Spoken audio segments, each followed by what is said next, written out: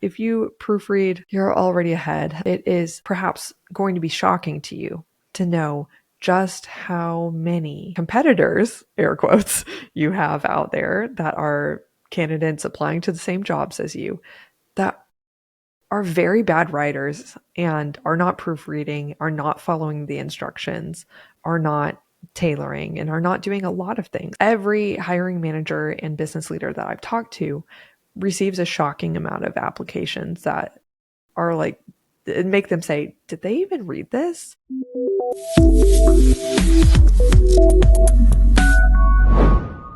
Welcome to Answer the Call, where we help Christians discern what they feel called to do and practically land a job that's aligned with it. This week, we're talking about 5 ways to be more professional. And I want to say that this absolutely helps you wherever you go. It will help you get more opportunities, be more of an opportunity magnet in your current job, as well as be I guess more of a magnet for referrals for future positions, but more so than all of those things that benefit you. You are more of a blessing to others if you commit yourself to glorifying God and loving your neighbor as yourself through these 5 practices. I think that is the most important reason that we're talking about this today, because a lack of professionalism is really, it's a better said as a lack of excellence, puts burdens on others when you are shirking your responsibility or ways to uphold your commitments. So I think that, oh gosh, just imagine how amazing your workplace and the world at large would be if we committed ourselves to these 5 things. So I'm going to dive right in alongside Audrey. Hey Audrey, how you doing? Hello, happy to be here. And a perspective that could be helpful to listen with as we're talking through these 5 things is to think about people you know who have these 5 qualities or do these 5 things and how enjoyable it is to work with them. That's what I was thinking through when I read through the list of, I can name someone who does this well and this well and this well. And they're the kind of people, well, I think you do it well. And I think our digital marketing manager, Jaira, does these things well as well. You're listening. We love you so much. You are the best at these 5 things. She really is. So I would encourage people to listen with that perspective too. Yeah. And a little teaser. Last one might be super surprising and one that you most likely would not hear on most other podcasts. Ooh, stay tuned. Stay tuned. So let's go into 1. These should go fairly quickly if conciseness is on our side. 1 is do what you say you're going to do. I think it's funny I said fairly quickly. This one, I should probably spend a bit more time sharing how you could be better about making your yes and letting your no be no, which is a biblical concept. I'm forgetting the verse, but it's in there. It's in there. Let your yes be yes and your no be no. I believe that was from the mouth of Jesus himself. Audrey might be looking it up. Yeah.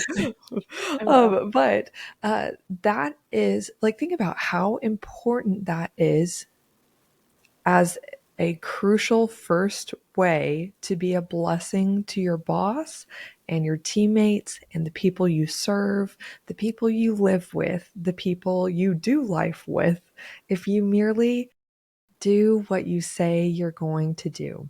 Of course, this, I think, starts with understanding what to responsibly take on. You do have to have a firm grasp on when to say yes and when to say no. Like, do also let your no be no, so that you could be more committed to your yeses.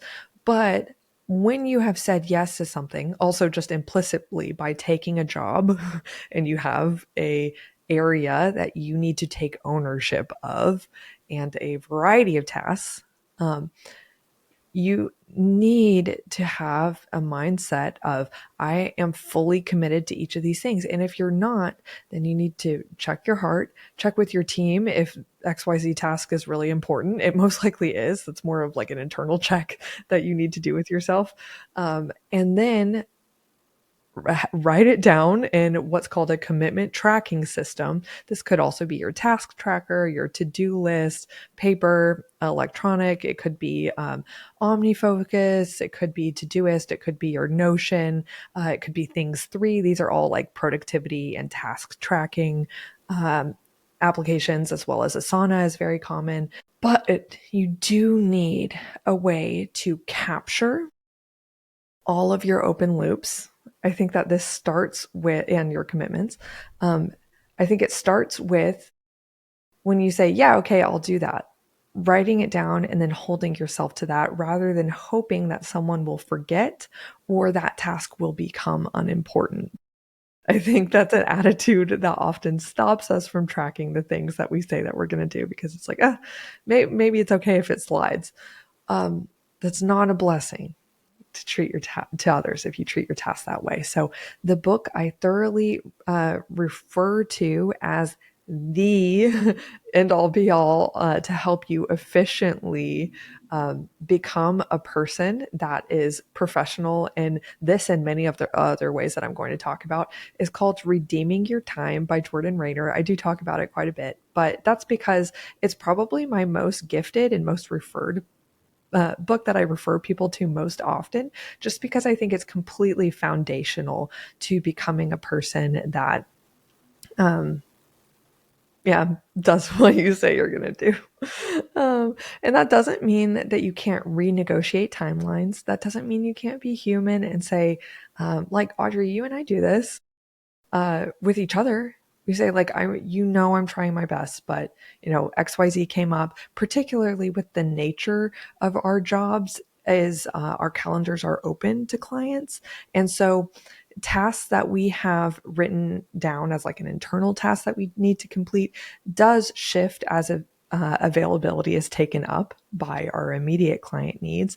And so with that, you could always let your teammate, your clients, well, not your clients, no.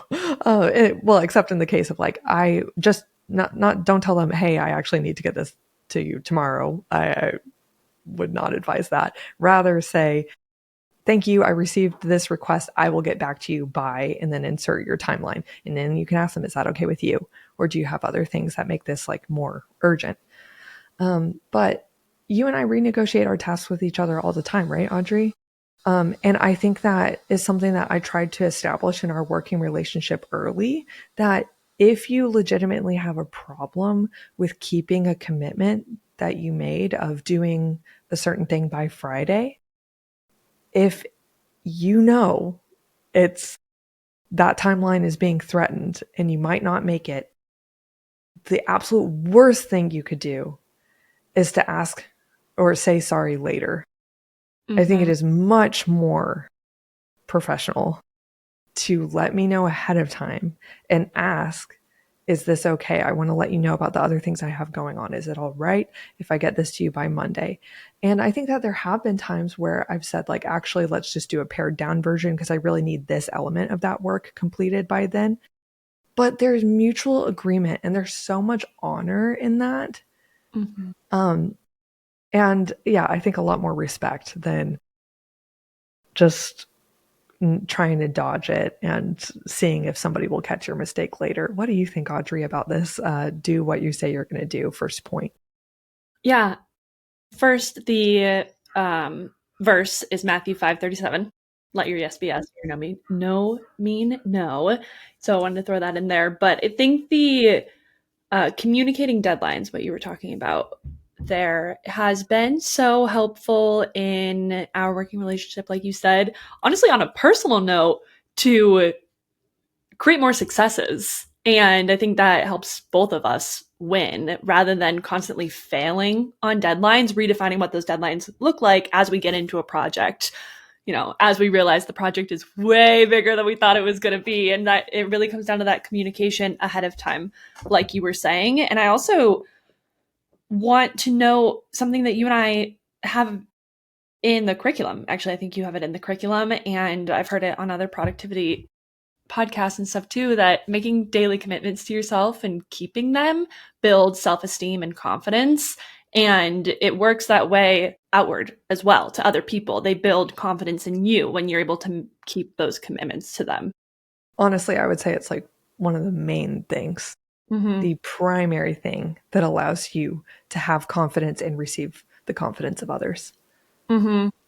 Because even if at first someone is tempted to have confidence in you because of your charisma, your personality, some quickly flash credibility signals, you will be found out very quickly and your reputation ruined if you are just not a person that does what you say you're going to do. And we're not always perfect at this. That's what I'm also trying to address. And I'll also address this in some ways throughout the next 4 ways to be more professional. But I think that in many little pockets of culture and also just personal mindsets that many of us have, I would not say that this is a priority. I think that a lot of people are trying to shrink from responsibility, avoid it, avoid work. But I think that responsibility is a really, really good thing for our hearts and our character and the It world. feels so good. It feels Yeah, so good. it is so good. Yeah. I think let's not shrink away from that. And I will remember that. As I said, told Kevin I would do dishes over lunch, even though they give me the ick so hard. And I hate doing dishes, but can't be a hypocrite. So I will do it right after this. So I think it's time to move on to number 2. Take ownership of your area and figure out how to improve it on your own. Actually, this morning I did ask Kevin, hey, I didn't even tell him I was going to record a podcast about this. I was just like, quick, what's one way that you think people should be more professional? and he paused, and I thought he was going to tell me, I need to go start working. Like, that's a lot. But sure enough, I think a lot of people actually do have, like, especially if you're a manager, you probably have some quick answers on your sleeve. And so he said, first off, do what you say you're going to do. And I was like, oh, that was going to be my point. Amazing. And then second off, no, maybe this is the first point. Take ownership of your area or your role and responsibilities at your company and figure out, like, a function of having ownership or a result of having ownership is you are proactively, like, saying the buck stops with me. I solve these problems. These are my problems that my name is on, and these things are going to get done, and these are going to get improved, and I am going to figure it out, rather than constantly outsourcing thinking to others, needing permission, needing a step-by-step hand-holding explanation for literally everything, which, I mean, I'm going to say something really offensive, but I do think that, like, the way a lot of our education system is set up designs people to trains people to think that there is one right answer and you should be very scared if you get it wrong and do it. And so therefore you need to be told, you need to read it somewhere, you need to get credibility from someone else, an authority who can tell you how to do your tasks. But actually, I think that if you just sit back in critical thinking, you can figure out how, like, if I was on an island right now, how would I fix all this stuff? And actually, you have more resources than ever at your fingertips. You can use AI as a thinking partner, but just make it a partner, not a, end all be all. And do try to take on exercises of, well, how could I do this more efficiently? In what ways could I do this more efficiently? And that will make you such an amazing blessing to your customers, your clients, your teammates, your bosses. Seriously, and the world at large. If you stopped acting like you can't figure things out, you can't take ownership, you do need help with everything, that is rough. And I'm not saying hyper independence is always the way. I do think collaboration, and Audrey, you and I work very closely together. I do not think that it's always the answer to just come up with things on your own. You and I admit to each other when you're like, oh, I don't quite know the answer to this question.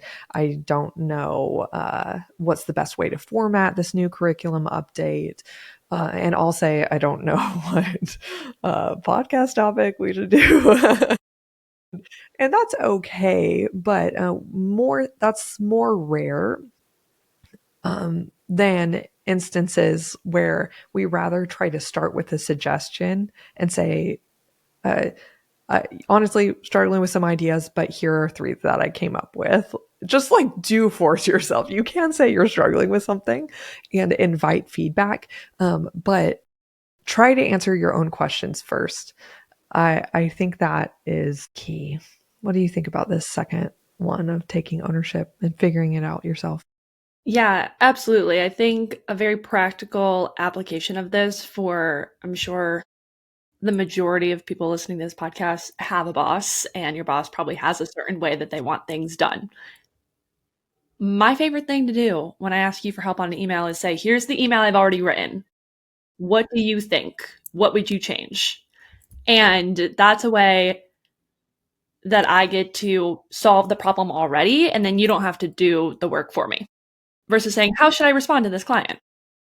Yeah, but does it still mentally help you to know I'm still going to ask Kelsey, but Mhm. now that I know I'm safe, that I am getting a second opinion, it creates a mental safety to open up your creativity in a little bit and just say, well, if I wrote out a draft to her, what would it be? Like just a draft. It's not the end result to the client, but I can suggest something to her rather than like, oh, how am I going to respond to, this client or whatnot.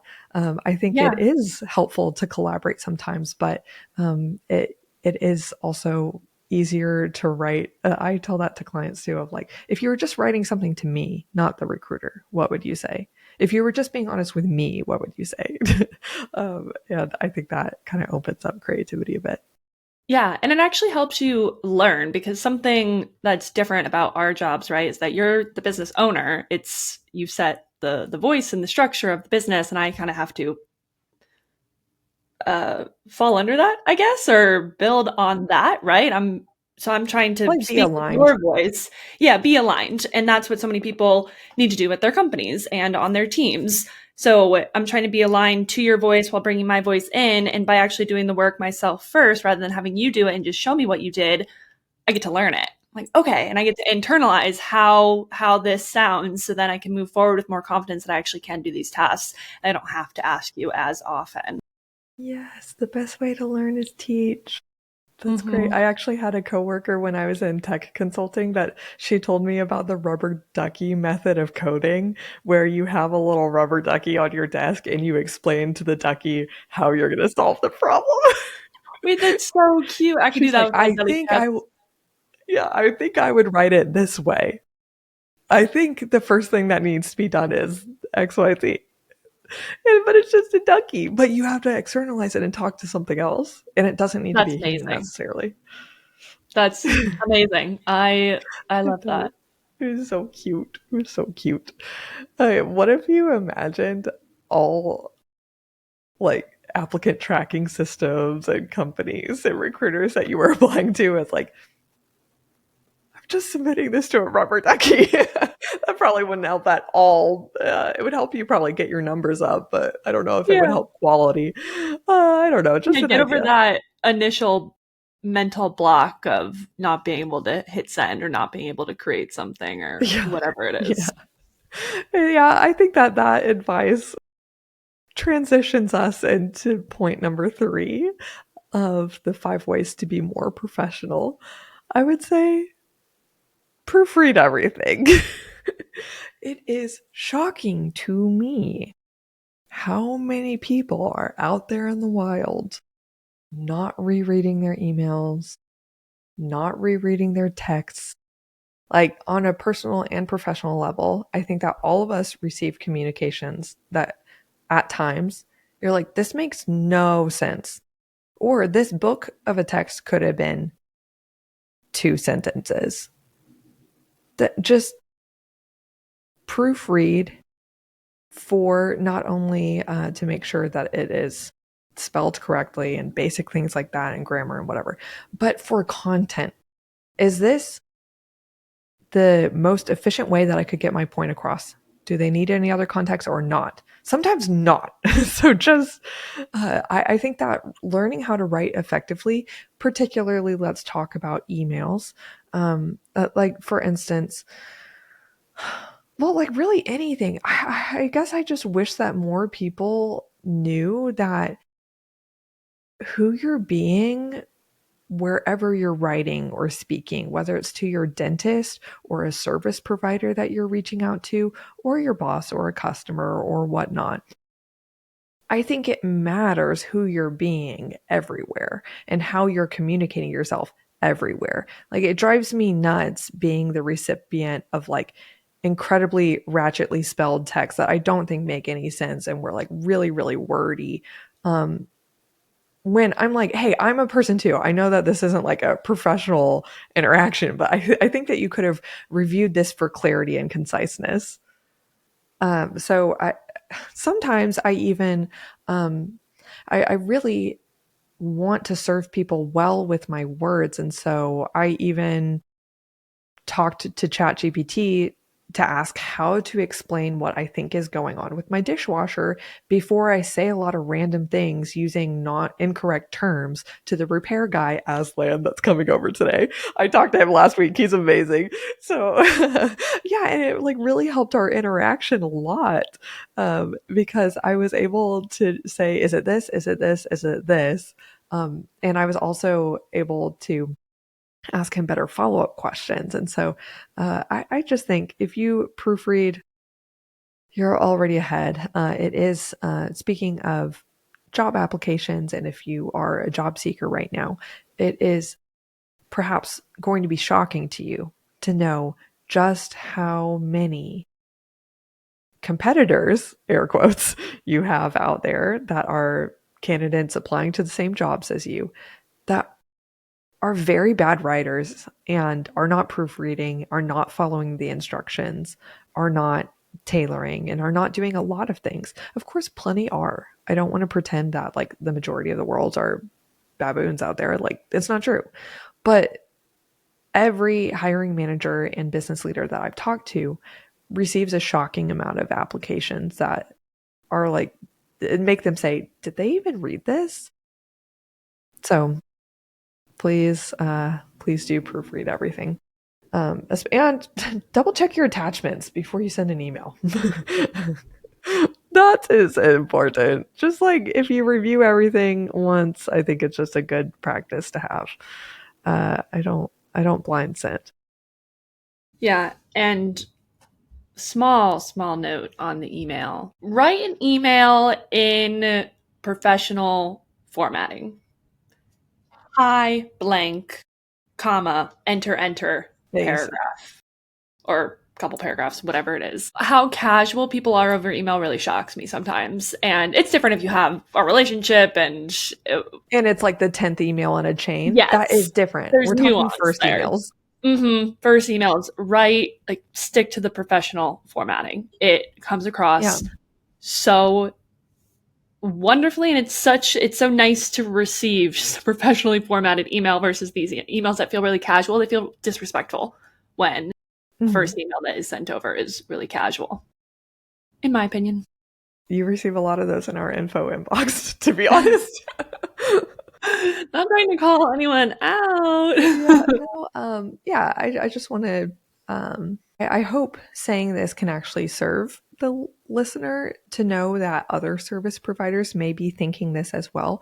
But I already know that if somebody is uh, very unclear or has typos in their application, that I do not choose to work with them, or I will not choose to work with them, because I know that if they're doing that with me, what are the odds that they're also going to do that in interactions with a variety of people throughout their job search is incredibly high.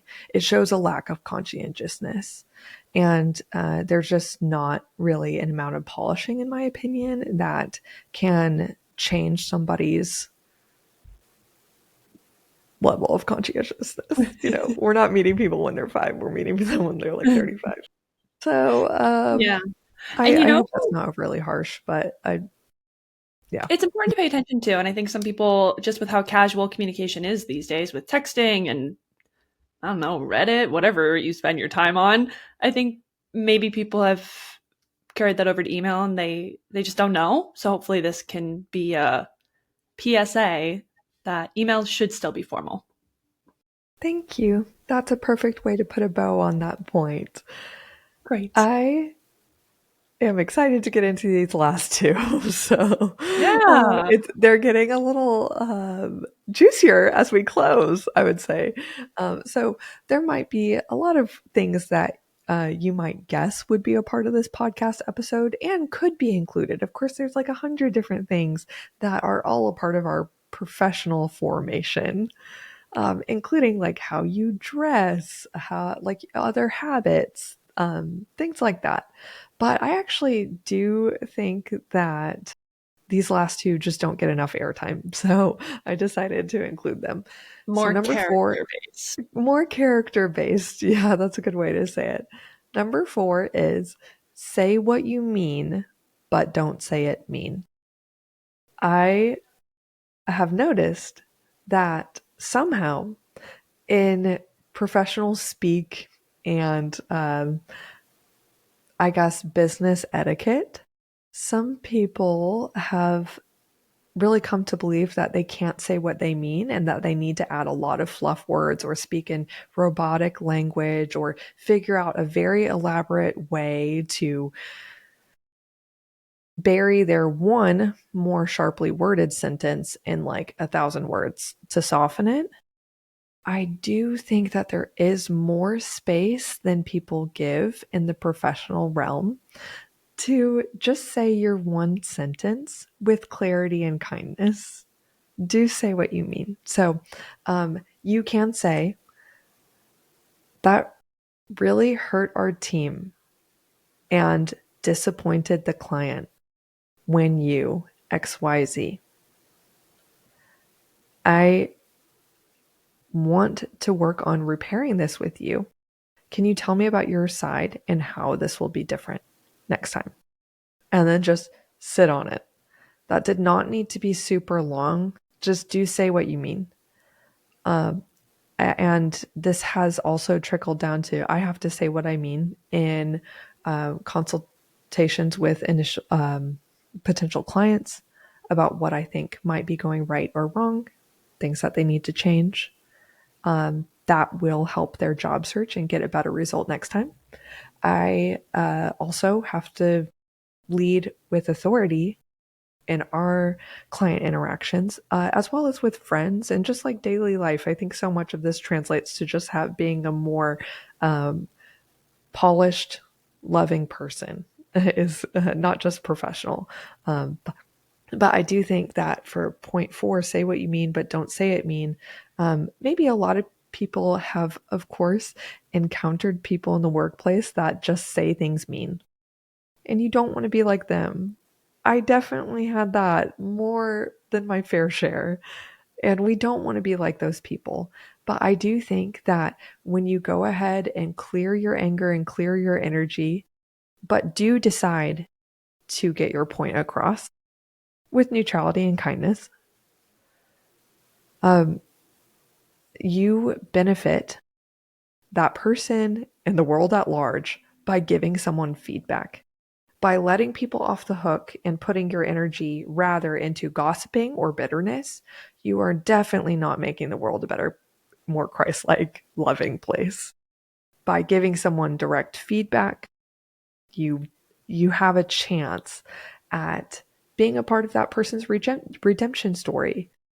Let them know the consequences. Let them know the feedback. Let them know your suggestion. There are also other techniques to say this. You could just say, hey, I saw XYZ happened.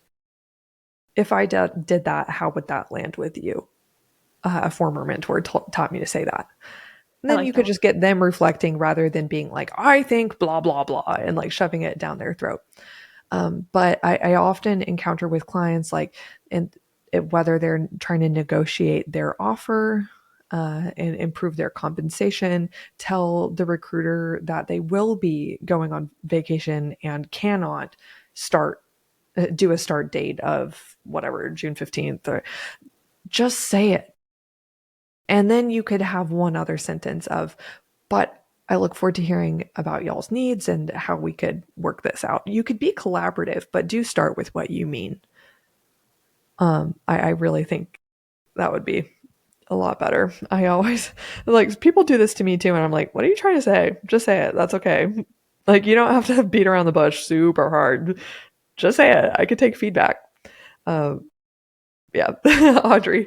I know that you and I have been on the you've been on the receiving end, and as have I. Like you and I give feedback to each other, and I haven't always done it well. Like I would not say I always clear the emotion before I say, "Hey, X Y Z went wrong. What's up with that?" Mm-hmm. And that's really not good. That's really really not good. So I remember we had a really special conversation earlier this year where I noticed, I think that I had said something insensitively, and I asked, I want to repair things with you. How can we do that? And then, like, it seemed like it was all back to normal after that. But, Audrey, what do you think? Oh my gosh. It was all back to normal. Let me say that. Okay, good. Is of that question. I remember it so clearly. You asked, you didn't bring up the specific comments, but you took ownership and said, I know that I said some things. Is there anything that I need to repair with you? Oh my gosh. That opened up the whole conversation of, okay, what does repair look like? And then it was boom, reconciled like that. Just because of the directness. Yeah. Yeah, and I think that's you're bringing something up that's really special. Of like directness doesn't just go toward other people. You should apply directness to yourself. And when I applied directness to myself, I realized that I had been too harsh and I clearly affected you in some undue way. Like, I don't think that I definitely could not be like, oh, she's just being sensitive. I'm like, no, I was insensitive. And so do just go ahead and like address it and say, Yeah. what do I need to repair with you, and give space for it.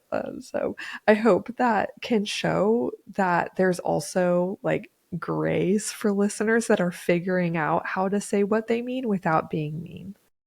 Mm-hmm. That you could, use that follow-up conversation as well to show in good faith the person you're speaking with also has an opportunity to say what they mean. And then if that ever goes wrong, repair it with you in the future. Like we could all use this back and Mm-hmm. forth. Yeah. So I think please be clear. And clear. say it. Just say it. Yeah. And you might not like me, what I have to say here, but maybe you will. Because you know that I love the compliment sandwich of it all. Positive, say the potentially negative thing, which is might be the direct thing. Maybe it's not negative, but say the direct thing, end it with the positive. I give that advice in coaching sessions for different scenarios, but I think it can be applied here of anchoring in the positive. It doesn't mean you have to compliment something that they did that doesn't deserve a compliment. Yes. It can just be, hey, thank you so much for being willing to have this conversation with me. Positive. Here's what's going on. And then ending it with the positive. What does it look like to repair this with you? What do you need from me? Beautiful. It's a quick, positive, criticism, negative, whatever that middle part of the sandwich is, ending with the positive. I think that's a beautiful way to do it and still have a really loving heart. Audrey, you're so legit. That's so true. Yeah, you don't need to start these conversations with, hey, don't worry, you're doing great, but dot dot dot primary reasons you're definitely not doing great. That's Or not it could true. be Don't another thing if you're a manager and you have somebody that you need to have a put the fear of conversation God about them into. not doing great, say something like, I'm really invested in your growth here. Then say the negative and then answer it or end it with, how do you feel about that? That's a positive because you're inviting their thoughts on it. So true, Queen. I think that this last one is one that I just have not hardly been able to wait to get to because I'm so uniquely passionate about this one. And I know that we have brought up themes of this throughout some of the other points, but I do think that this deserves its own point. Apologize when you inconvenience someone or mess up. Don't just thank them for their patience. Oh my gosh, if you want to send me into outer space, thank me for my patience without addressing your mistake.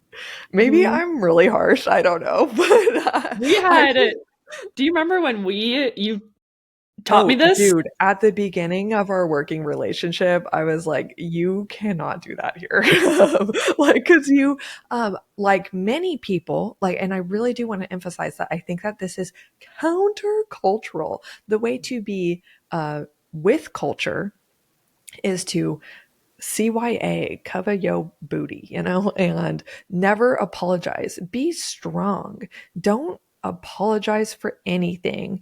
Just be like, thanks for noting that. Thanks for your patience. Thanks for your belief in me. Thanks for blah, blah, blah. Things that they are not giving you and they did not say. Like, It's very what? girl boss. It's Like, very girl boss. I think mhm. that it did not. I don't know. I feel like, well, actually, at the time when we had this more confrontational conversation, I feel like you said there was a lot of guys in your corporate sales environment that would not ever apologize for things. So I don't know if it's masculine or feminine, but I know that like in the feminization of our work in corporate culture, I do feel like there's a lot of like manipulation tactics that I do not like at all. Like, yeah, the thanks for your patience. I'm just like, what? I didn't. No, I have every right to be impatient. You have not followed through with what you said you were going to do. There's no part of me that said I was okay with that. And you were just gaslighting me so hard right now. I hate that. I think that it is perfectly like, let's make this professional again. Let's make apologizing professional again. Because what does it mean to be a good professional? To be liked, to be thought well of, to do a good job. Anything else? I think that those are kind of like the core pillars of what it means to be professional. And in order to do a good job, you need to acknowledge when you are not doing a good job and take ownership of that. And in order to be liked, you need to stop gaslighting people about thanks for your patience and instead say, I sincerely apologize for my delay here. I'm getting this to you by tomorrow. Does that work for you? Or is there anything you need in the meantime? And if it is like a closer working relationship with your boss, you could say, like, I know that Kevin is definitely thinking this about one of his employees right now, of like, hey, can you at least just acknowledge that you are totally not doing XYZ and he has to stay up late doing her work every night? Like, what the actual heck? Apologize when you wrong someone. I think that makes Mhm. your work environment safe, connected. Like, I think it makes me feel more safe to work with people who apologize for any number of their inconveniences or wrongdoings that they assert on others because it makes me feel like, oh, like they are acknowledging their mistakes. So they're much more likely to improve it next time. And this was a genuine, like, human moment of we all mess up. Like, if you apologize, I'm so like, girl, I get it. If you, again, hit me with that trigger phrase, thank you for your patience, I'm like, I never said that. Oh, man, you're on my most wanted list. So I'm not sorry. being I patient. apologize for being so harsh about this. But Audrey, do you think that apologizing, like, is there any reason that it does not have a place in professionalism? I will tell you where it came from for me was being in this corporate environment, yes. But before that, back in college, the messaging of women just apologizing for like being alive and Yeah. existing, I really resonated with that messaging and having to rework the way that I saw myself and saw myself, I don't need to apologize if somebody bumps into me. right? It's like, Oh, excuse me. Excuse me. I still do that. And then I'm like, wait, hey. Right. And so that was what I was working with. And then when I got into the workplace, it started to morph into this, well, I'm not going to apologize because I should never admit any wrongdoing. And then, wow, what a breath of fresh air to come here.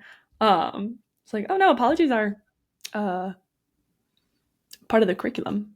And it goes And both ways. Like, I yeah, oh apologize yeah, very sincerely yeah. when I mess up. And it also just makes me feel better to call it out. Like, hey, Mm, it also signals that you don't need to berate me because I'm already berating me. I think totally. that's kind of the nice thing here. It does benefit you, not just the person you're speaking with. It goes back to taking ownership and take ownership of what you do, also what you don't do, and what you do wrong, and recognizing that. So, to answer your question more directly, I think I don't. I think there is a place for it in the workplace, and I don't think there's not a place for not apologizing. Wow, what There's no place the for not. most indirect way to respond to your question, actually. But I wanted to offer, like, shed a light on. I understand where it comes from in people on this deep personal level of readjusting your mindset, but don't take it too far. Don't take it too far to the point where you're not apologizing. You have distorted what an apology is in your head. Mhm. And Yeah, apologizing to do exactly. something wrong. That's so interesting. I love you so rightfully brought that up that it is coming from a culture of trying to correct over apologizing, and that's very much a real thing. It really is. Like, I had an amazing young intern that I worked with last year that I felt like she uh, would directly and indirectly apologize for everything. So directly by saying, "Oh, I'm so sorry." Like, oh, like while Zoom is taking like a second to pull up sharing her screen. I'm like, "Don't worry about it."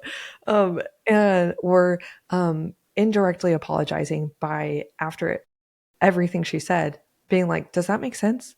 Or I bet that's just I don't know if that made sense. I don't know if that made sense. I don't know.